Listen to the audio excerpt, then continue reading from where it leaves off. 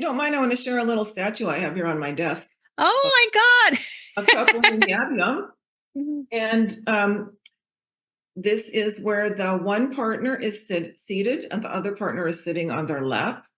And you notice this is maybe a little bit old fashioned and sexist because you notice how small the woman is compared to the man. And actually, even though I'm shorter than my husband, when I sit on his lap, I'm taller than him. So anyway, um, it's a wonderful it's a wonderful symbol for intimacy because your hearts are connected in this posture. Your hearts are right up against each other. Sometimes when we make love, we forget to bring the hearts in. And in Tantra, we're very interested in this heart connection. So when you sit really close like this and breathe together, you remember that we're here to experience our connection with each other.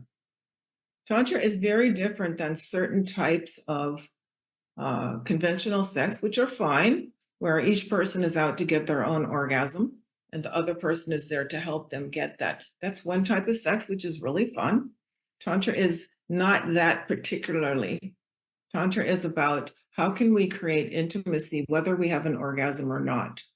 So this is one way of perhaps starting at the beginning, perhaps at the end, perhaps in the middle, perhaps anytime. Perhaps we're not going to even have sex. We just want to sit and connect. I know one couple I worked with said they've just been practicing every day sitting in this posture together. They may or may not have love, but make love, but just that connection has brought them to new levels of intimacy.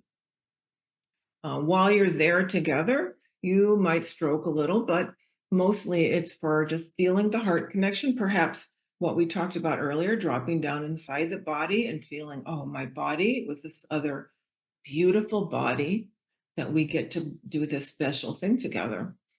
You might try breathing together, or you might try not breathing together and just see what the difference is. Some people experience when you breathe together that makes a beautiful synchronized flow.